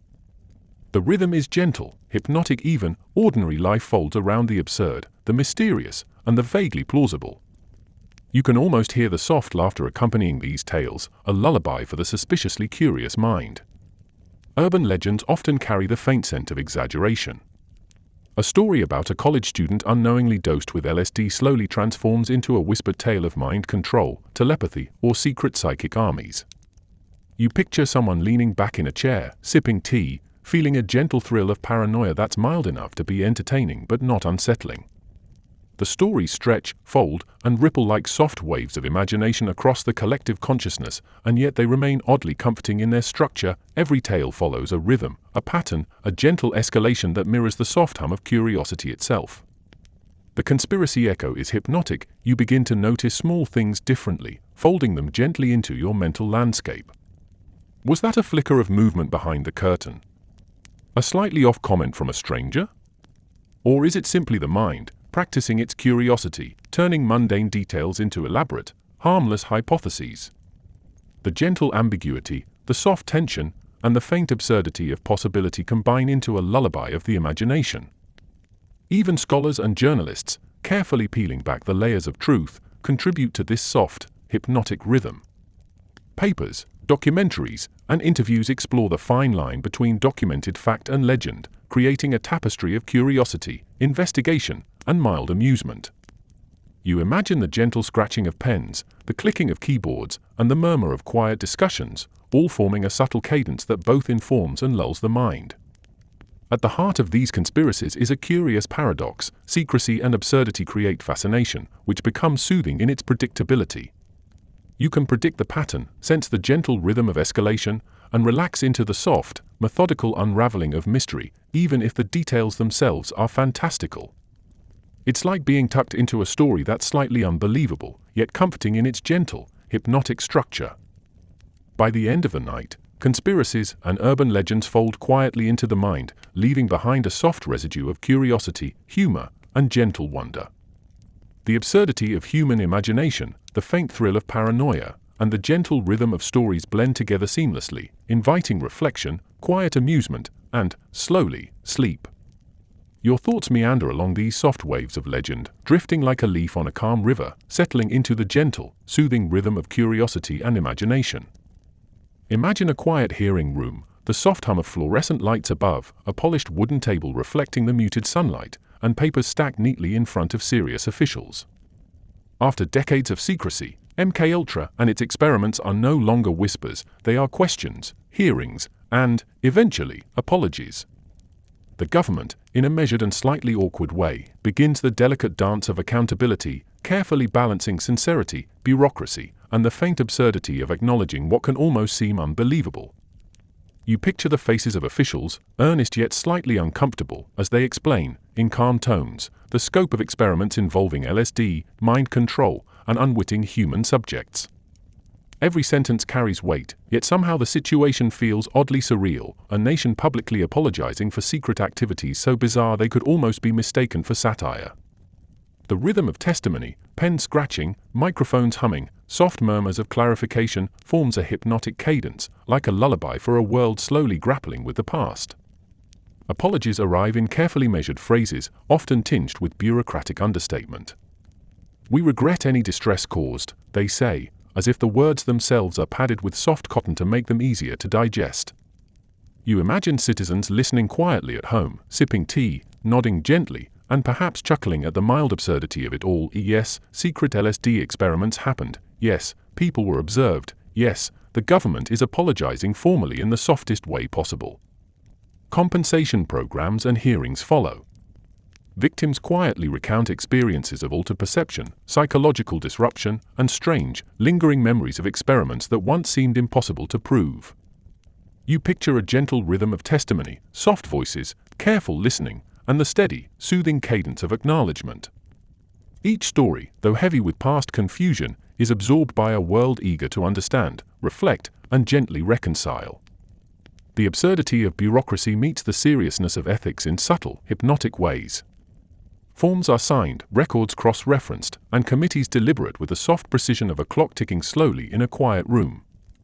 You can almost feel the gentle rhythm of pens on paper, of stamps falling softly onto folders, of the meticulous order that attempts to bring calm to a history of mild chaos and secret experimentation. Citizens, historians, and the media fold these revelations into the broader story of curiosity, secrecy, and ethical reflection. The soft cadence of public apology, careful, deliberate, and slightly surreal, becomes a soothing narrative in its own right. You imagine reading a newspaper article in soft lamplight, the words forming a rhythm that calms while it informs, inviting reflection on both human ambition and human fallibility. The lessons linger quietly. Even the most secretive, absurd, or ethically dubious experiments eventually face scrutiny, acknowledgement, and, sometimes, restitution. You picture a gentle wave of understanding washing over participants, observers, and the public alike, carrying subtle reminders that curiosity must be balanced with empathy, secrecy with transparency, and ambition with care. By the end, the government's apologies and efforts at accountability become part of a soothing narrative about humanity's strange, complicated relationship with knowledge, ethics, and curiosity. The rhythm of testimony, reflection, and quiet acknowledgement fold softly into the mind, leaving behind a sense of resolution, mild amusement at bureaucratic absurdity, and gentle reassurance.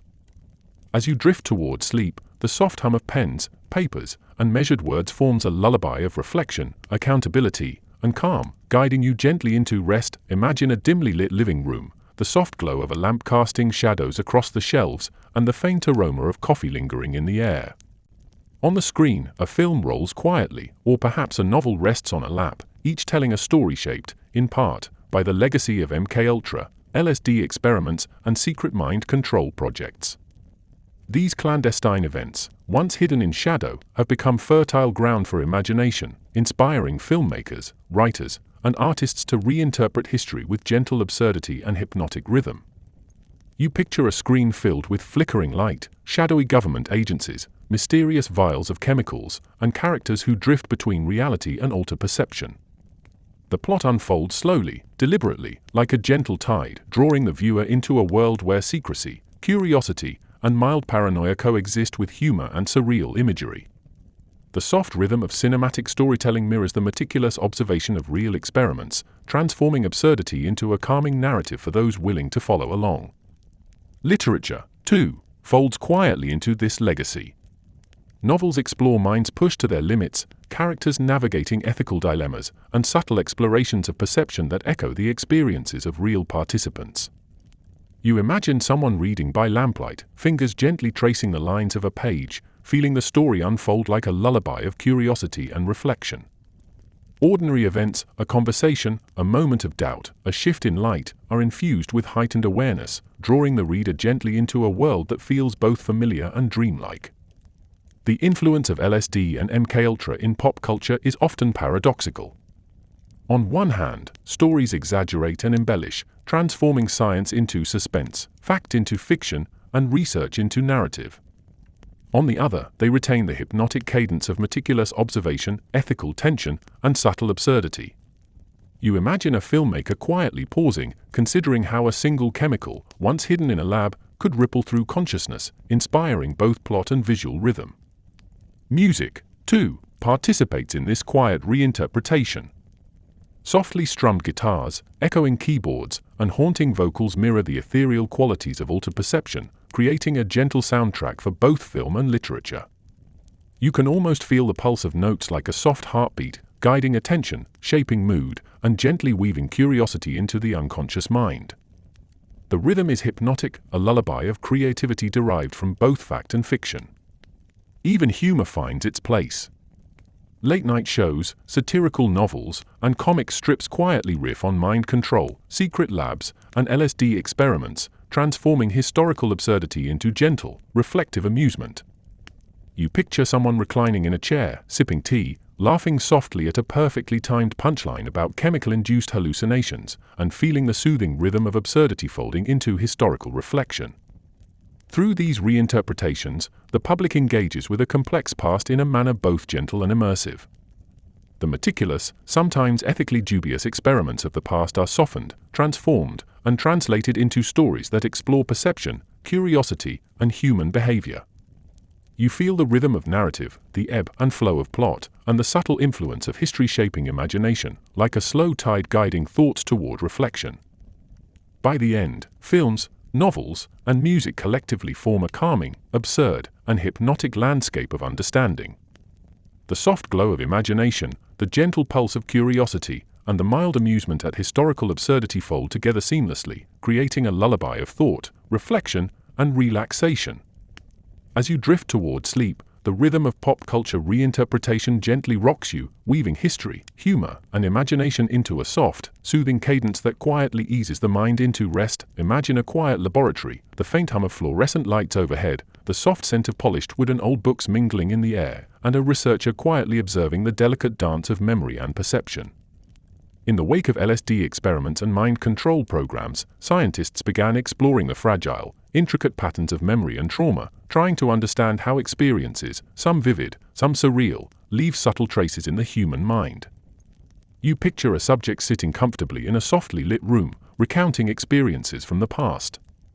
Some memories are clear, crisp as a freshly polished window, others are hazy, like shapes drifting through fog. The scientist observes, not to manipulate, but to understand, how does the mind record, distort, and interpret events that are sometimes profoundly absurd, sometimes mildly traumatic, and always uniquely human? The rhythm of soft observation, careful questioning, and gentle reflection creates a soothing cadence, almost like a lullaby for thought itself. Memory, you realize, is never entirely accurate. LSD experiments sometimes amplified perception, sometimes muddled it, and the after effects ripple quietly through recollection. You can almost feel the mind gently sifting through layers of experience, teasing apart reality, suggestion, and imagination with the meticulous care of someone unfolding a soft, delicate origami crane. Ordinary events, a chair tipping over, a shadow flickering, a faint scent, become subtly transformed in memory, highlighting the hypnotic fluidity of perception. Trauma, too, leaves a quiet, persistent trace. Even when experiments were brief or controlled, subjects sometimes reported lingering unease, flashes of altered awareness, or moments where reality seemed slightly unsteady. You imagine someone walking through a familiar hallway, pausing to notice a flicker of light that reminds them, softly, of a moment long past. The mind folds these subtle echoes into daily life, creating a gentle, hypnotic rhythm of memory that is part caution, part curiosity, and entirely human. Researchers study these effects carefully, noting patterns in perception, emotional response, and recall. Each observation is gentle and meticulous, a slight smile, a faint hesitation, a softly murmured recollection. You can almost hear the quiet scribbling of pens, the soft click of typewriters or keyboards, each note forming a steady cadence that soothes the mind as much as it informs it. The absurdity of human experience, how easily perception can be nudged or memory subtly altered, creates a rhythm that is both fascinating and strangely comforting. Even humor can play a role. Subjects sometimes recall moments of absurdity amidst the disorientation, and researchers quietly note these flashes of amusement. A chair that seemed to levitate, a shadow that moved like a conspiratorial cat, these moments, mild and absurd, provide relief, perspective, and a gentle rhythm that folds into the narrative of memory and trauma. It's a soft reminder that even the most serious explorations of the mind can include elements of humor, levity, and calm curiosity. Over time, the science of memory and trauma influenced broader understanding in psychology and psychiatry. Therapists began to recognize the delicate interplay of perception, suggestion, and recollection, applying gentle methods to help patients process both ordinary and extraordinary experiences. You can imagine a quiet therapy session, the soft click of a pen, a patient's voice tracing gentle patterns through memory, and the subtle rhythm of understanding folding into comprehension and calm. By the end, the exploration of memory and trauma leaves a soothing imprint, a soft, reflective awareness that perception is delicate, memory is malleable, and human experience absurd, serious, and endlessly fascinating, can be gently unraveled and understood. Slowly, your thoughts drift alongside this quiet rhythm, folding curiosity, empathy, and mild amusement into a calm, reflective state.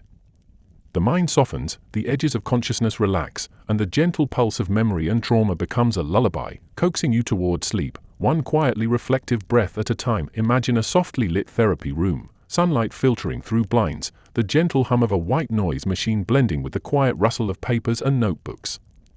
Here, the legacy of LSD and psychedelic research takes on a new, soothing purpose, helping people navigate trauma, depression, anxiety, and the subtle quirks of human consciousness. The absurdity and secrecy of the past have transformed into structured curiosity, careful guidance, and gentle exploration of the mind. You picture a patient reclining comfortably on a cushioned chair, a blanket draped loosely over their legs. They inhale slowly, exhaling the tension that life often folds over the shoulders of adults juggling bills, responsibilities, and existential dread. A trained therapist sits nearby, calm, attentive, and quietly encouraging, a soft anchor in a world that occasionally bends perception and expectation. The environment is designed for safety, comfort, and focus, a far cry from the cold, secretive labs of decades past. Modern therapy with psychedelics is meticulous. Substances like psilocybin or controlled doses of LSD are administered in precise, measured amounts, and the session is guided carefully. You imagine the gentle rhythm of breathing, the soft cadence of a therapist's voice, and the faint pulse of music or ambient sound designed to guide attention inward. Every detail, the texture of the blanket, the warmth of the room, the faint aroma of herbal tea, works to enhance focus, safety, and a sense of groundedness. The experiences themselves can be profoundly reflective. Thoughts drift gently, memories rise and fold into one another, and insight unfolds slowly, like sunlight spilling across a quiet morning.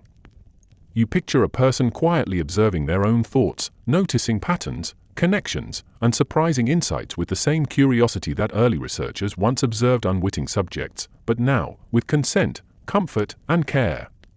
The rhythm of self-exploration is calming, hypnotic, and oddly absurd. The mind, in all its quirks, becomes both guide and playground.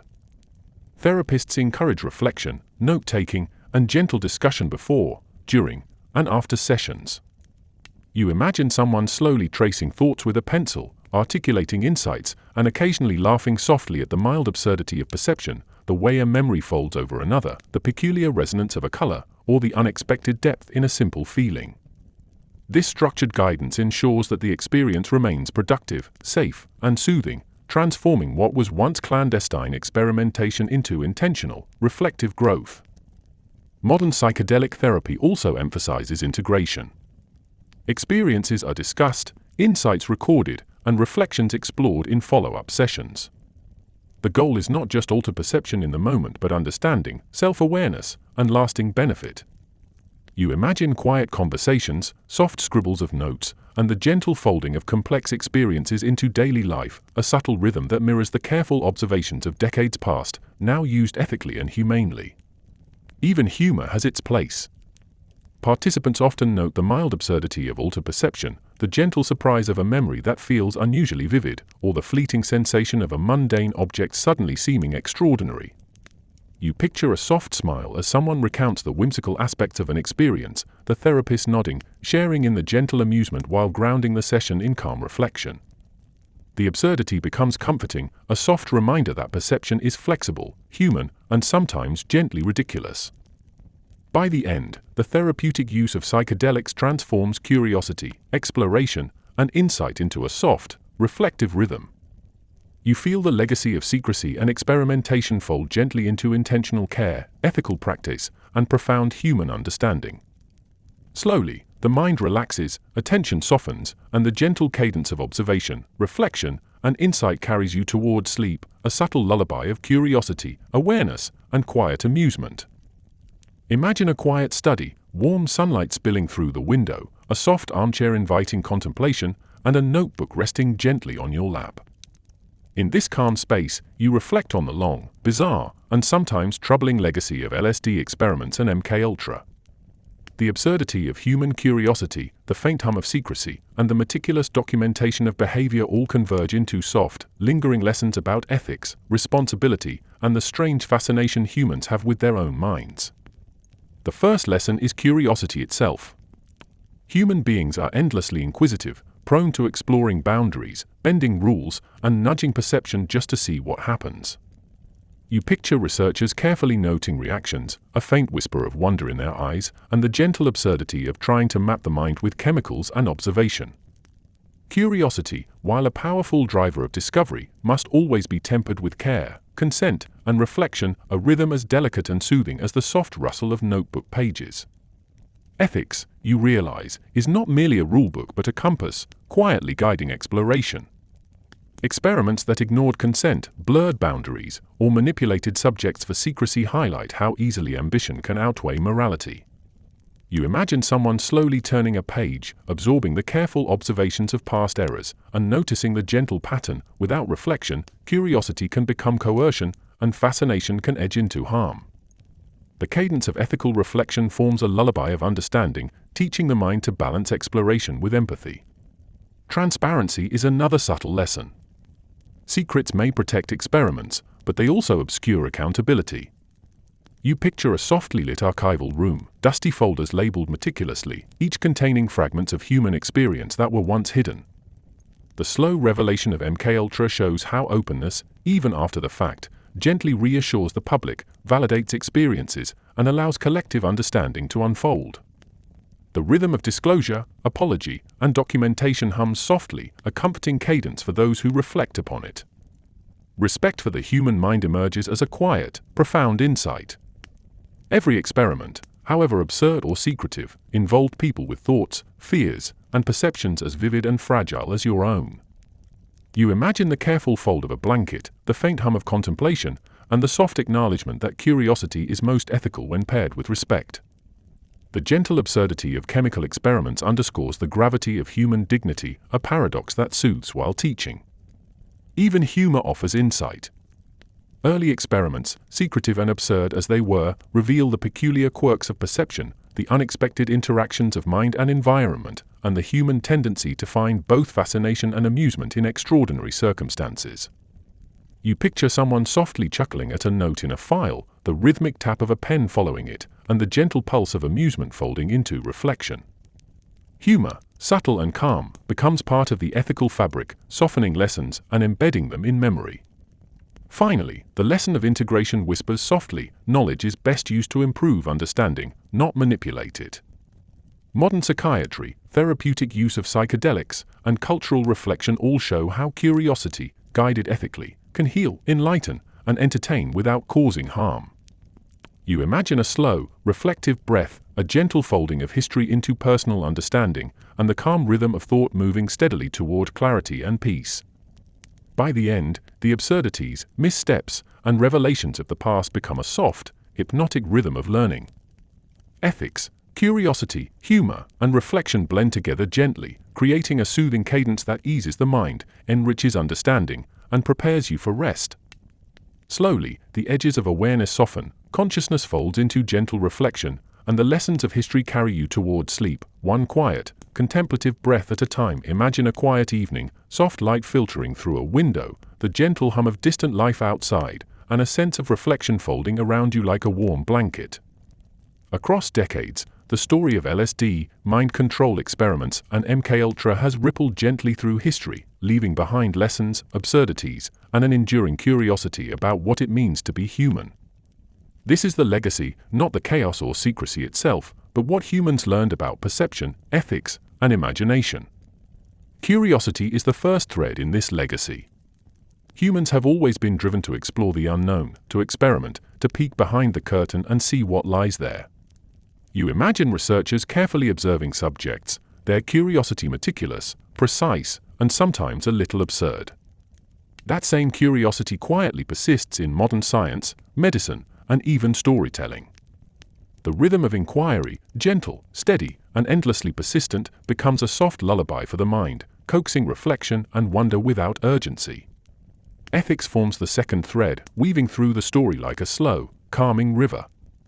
the mistakes of the past, experiments conducted without consent, secrecy prioritized over care remind us of the importance of empathy, respect, and responsibility.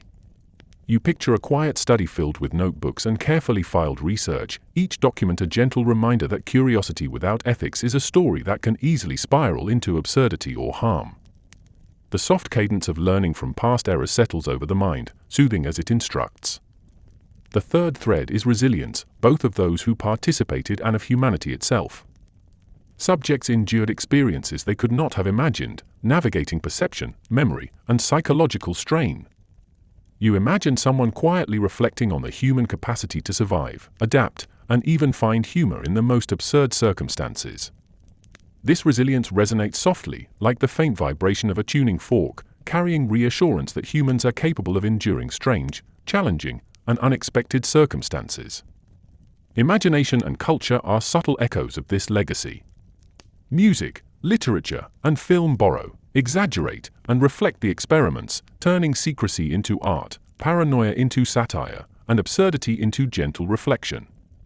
You picture a dimly lit room, someone reading a book or watching a film, tracing patterns in the narrative while feeling the soft pulse of curiosity, amusement, and understanding ripple quietly through their mind. The cultural legacy is a lullaby of creativity, inviting you to explore the mind safely through story, sound, and image. Even humor has left its trace, a soft, ironic commentary on human ambition, on secrecy, and on the absurdity of attempting to control something as fluid and delicate as consciousness. You imagine a gentle smile curling as someone reads an anecdote or notes the ironic contrast between rigorous military experimentation and the bizarre unpredictability of the human mind. The subtle absurdity becomes a soothing rhythm, a calm acknowledgement that history is both serious and delightfully ridiculous. Ultimately, the legacy of LSD and MKUltra is a gentle, reflective one. Curiosity, ethics, resilience, imagination, and humor combine to create a soft, enduring rhythm that quietly shapes understanding. You imagine the soft glow of thought folding over itself, the mind drifting through reflection, and the faint pulse of history guiding awareness toward calm. By the end, the lessons fold gently into consciousness. The absurdity, curiosity, and reflection from decades past become a soft, hypnotic lullaby. Slowly, your mind relaxes, awareness softens, and the delicate, human rhythms of learning, creativity, and resilience carry you towards sleep.